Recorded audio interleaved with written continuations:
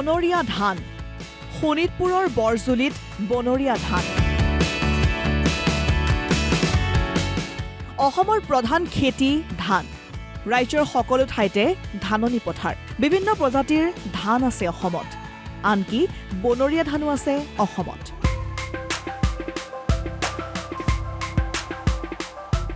শোণিতপুৰ জিলাৰ ৰঙাপাৰাৰ বৰজুলিত বনৰীয়া ধান হয় বনৰীয়া ধান হোৱা এই ঠাইক বৰজুলি বন্যধান জৈৱ বৈচিত্ৰ্য ঐতিহ্য ক্ষেত্ৰ ঘোষণা কৰা হৈছে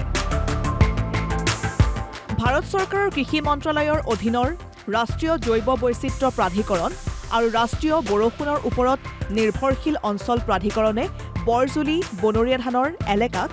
চৰকাৰীভাৱে জৈৱ বৈচিত্ৰ্য ঐতিহ্য ক্ষেত্ৰ হিচাপে ঘোষণা কৰিছে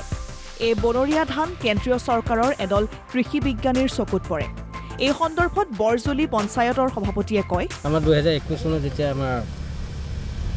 ভাৰত চৰকাৰৰ কৃষি মন্ত্ৰালয়ৰ পৰা কিছুমান সাইন্টিষ্টে অৰুণাচলৰ পৰা আমাৰ মিছামাৰী ফালে যাওঁতে আমাৰ এইখিনি জেগাত লক্ষ্য কৰি সিহঁতে চাই যে ইয়াত আমি সিহঁতে মানে কোৱা মতে ইয়াত আমাৰ জংলী ধান পোৱা গৈছে তেতিয়া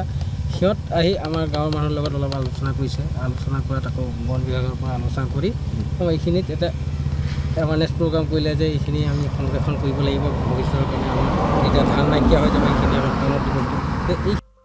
এইবিধ ধানক লৈ উৎসাহী কৃষি বিজ্ঞানীসকল নতুন সম্ভাৱনা দেখিছে কৃষি বিজ্ঞানীয়ে জৈৱ বৈচিত্ৰ্য ঐতিহ্য ক্ষেত্ৰৰ কৰ্মচাৰীয়ে এই সন্দৰ্ভত কয় জংগলী ধান এইটো বাও ধান হয় ইয়াত যিটো ধান পোৱা যায় এইটোৰ ইংৰাজীত নাম হ'ল অৰাইজাৰ অফিক এইটো এটা বিৰাল প্ৰজাতিৰ ধান আৰু ই দিনে দিনে বিলুপ্ত হৈ গৈ আছে আৰু ইয়াৰ পৰা মানে যেতিয়া দিল্লীৰ পৰা NBPGR নেশ্যনেল ব্যুৰ মানে প্লাণ্ট জেনেটিক ৰিচাৰ্চ চেণ্টাৰৰ পৰা চাইণ্টিষ্টসকল আহিছিলে তেতিয়া তেখেতসকলে আমাৰ গাঁৱত যেতিয়া আমি চবেই মিলি এৱাৰনেছ প্ৰগ্ৰাম এখন থৈছিলোঁ তেতিয়া তেখেতসকলে কৈছিলে যে এইখন ধানৰ পৰাই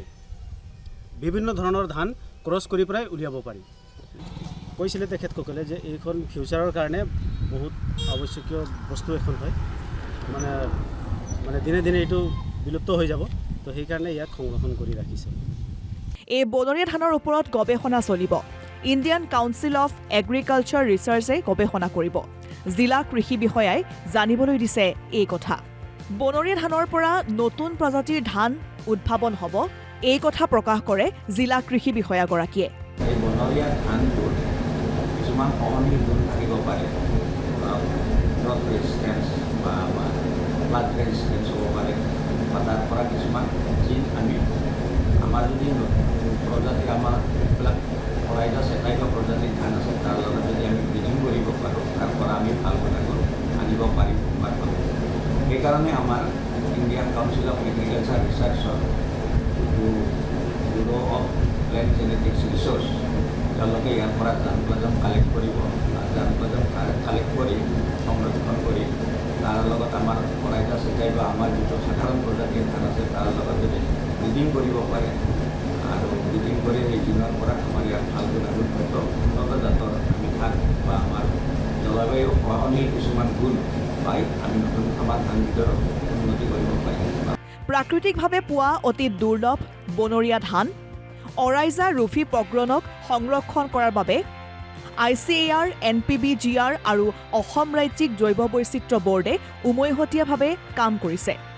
এই বনৰীয়া ধানবিধ পানী আৰু খৰাঙতো হ'ব পৰাৰ সক্ষমতা আছে ধানৰ বিভিন্ন ৰোগ প্ৰতিৰোধ কৰিব পৰা উচ্চ জিনগত ক্ষমতা আছে সেইবাবে ভৱিষ্যতে বতৰ পৰিৱৰ্তনৰ সৈতে খাপ খোৱা ধানৰ প্ৰজাতি উদ্ভাৱনত সহায়ক হ'ব বৰজুলিৰ বনৰীয়া ধান তেজপুৰৰ পৰা পংকজ শইকীয়াৰ ৰিপৰ্ট অসম লাইভ 24